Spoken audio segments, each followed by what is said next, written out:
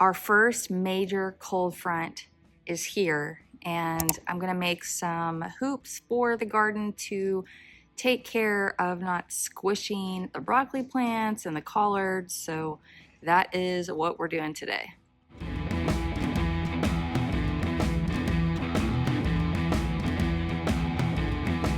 We have this leftover rebar. I don't remember where it came from, but this is what I'm gonna use to make my hoop sticks. So I gotta go to Home Depot and actually pick up some PVC pipe, but it looks like I've got kind of a couple of skinny pieces that I can use for this. These things aren't gonna be very tall because it is really windy this cold front, so I think these will be perfect. So I just need to get this guy inside so I can chop it up with our air hose and a grinding disc. So yeah, let's get set up and do that.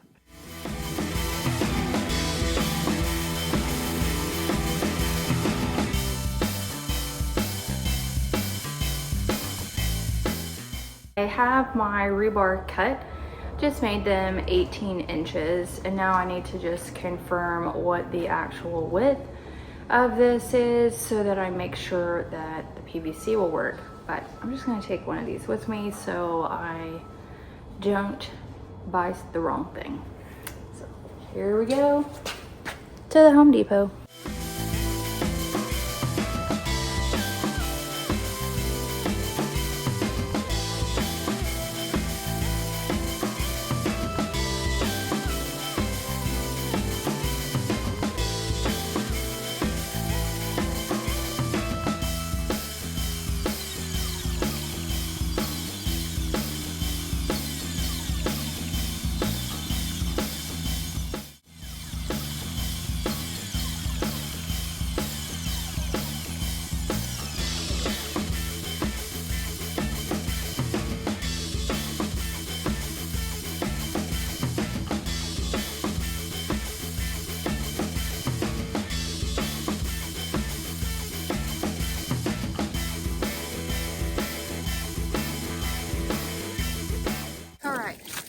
You'll have to excuse the wind, but the hoops are in and I can see where I need more rebar, but what I have set up right now is going to work for now. I will just get a little bit more rebar and get it cut, so because I can imagine, just from my experience with the broccoli, like I want to be able to grow more broccoli, and I'd like to be able to succession plant it, because the crazy thing about broccoli is it's basically all ready at the same time, right? And I end up harvesting all of the bigger heads. I'd previously harvested 2 heads and just kind of let them keep growing because I wasn't 100% certain as to when they start getting loose away from the head, then it's a sign that they're about to start working on flower. And all of these broccoli these are broccoli seeds, and they'll flower, and you don't want them to bolt to do that. So you have to pay attention to when, like, you want them super tight and you don't want them to get loosey-goosey. So it's kind of a happy medium, but I want to be able to succession plant broccoli, and I know that I will be planting more of it. So I found a document that tells me how many of each plant that you need to plant per person for a year's worth of food. Now, I want to be able to consume most everything that I garden. I don't know if I will be doing any kind of dehydration or freeze dried. I'm not sure, and I don't know if I'm going to get into canning or not. Like, this is just one big experiment. But I know from these 6 broccoli plants that I will be sad when I don't have fresh broccoli to eat. So for sure in my next cool season garden, I will plant more broccoli. I have plenty of space for it, and I have big plans for the rest of the garden for spring planting, which is our first warm season. and it's a much longer growing season for us where I'm located. But yeah, I don't want to not have broccoli. Like, that has been a delight to have. I made a broccoli rice, a broccoli cheesy rice, and just sauteed the broccoli, and it is so freaking good. Now, I know that these plants are still going to produce, hopefully. I took all the heads off because our temperatures are going to get lower than what they like to be at. Their tolerable temps are, I think, 28 degrees, and we're dropping to 23. Collards' tolerable temperatures are 20 degrees, so we're not dropping to where they can't stand being out here. But I'm concerned about the broccoli. I am going to frost cover them and hope for the best, but I have, look at this. So the broccoli sends off shoots after it you take the head off, and these guys are doing really well. It's kind of like eating broccolini. So I don't want to cut all that off because then I have so much broccoli I can't eat it.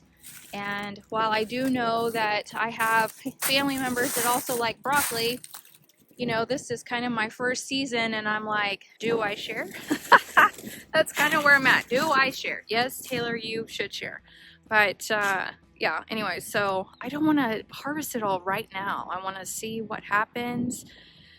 But then I'm like, oh, maybe I should harvest it all and see how the plants do. Actually, I think I just talked myself into harvesting remaining and just see how the plants do. Because if they survive, they're going to keep producing. So I think I just talked myself into that. And then also with my radish, I have a lot of radishes in the ground and they don't like to get colder than 28. Now, the ground won't drop that cold. I actually probably do need to get a soil thermometer. The carrots don't like anything past 28. Everything's going to get covered, but I don't want to harvest all of these things that I can't consume. And I am the only one in my family that likes radishes. So I did pull these guys out because they were really showing. So I have more. I still have some in my fridge though. So I don't want to keep pulling things out that I can't consume. And I guess that's where freeze drying would come in to play, or even dehydrating them. But how are radishes? Freeze dried or dehydrated? Like, I have no idea, and I don't have those tools yet. I do have a dehydrator. I can do that in my Ninja Foodie, but I guess I can experiment with dehydrating a radish. It won't hurt me to use one for a test. So maybe that's my experiment. That'll be a good YouTube video, right? Yes. Yes. Okay, so next is I gotta pull out all this frost cloth. So I'm gonna start on the big tunnel first, and then probably the next tunnel, and then I'll just work my way getting the rest of this covered. I am gonna pull the tomatoes that are sitting there. Tomatoes don't like below 32, and that was also an experiment to see if I could grow any, but they're gonna be green and they'll eventually ripen if they don't rot. So.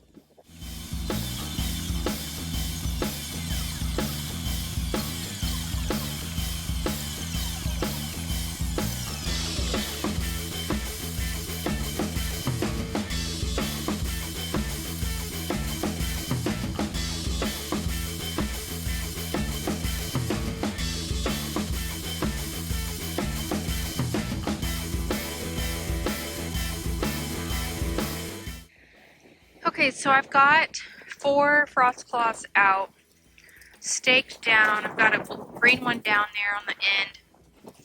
I seem to be missing a frost cloth though, because this is not the first time that I've had to cover.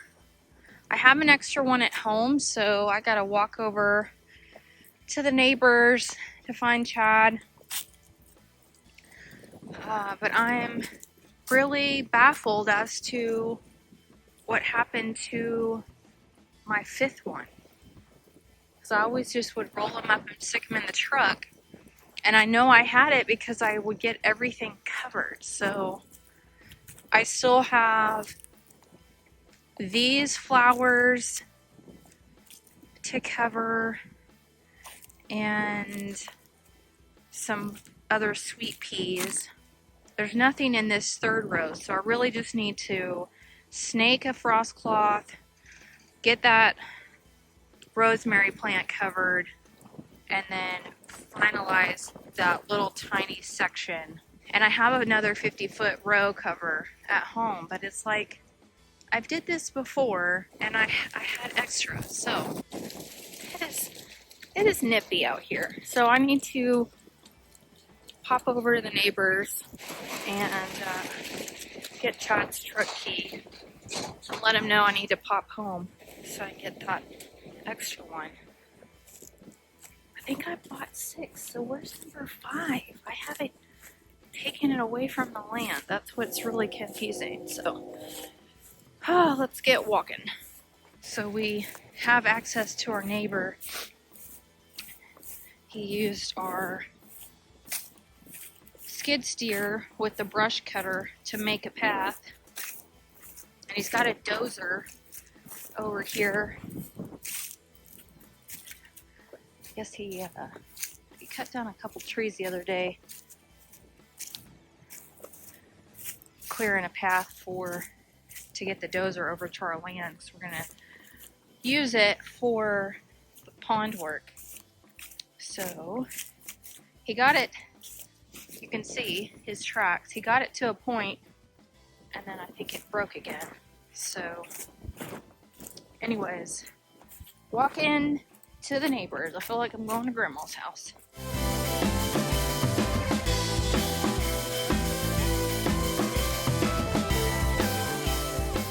Okay, I got the frost cloth and got it down. I really don't know where this other one went. It's disturbing that I've lost a whole 50-foot cloth. But we're making our way back over to our side and I'll show you the finished product.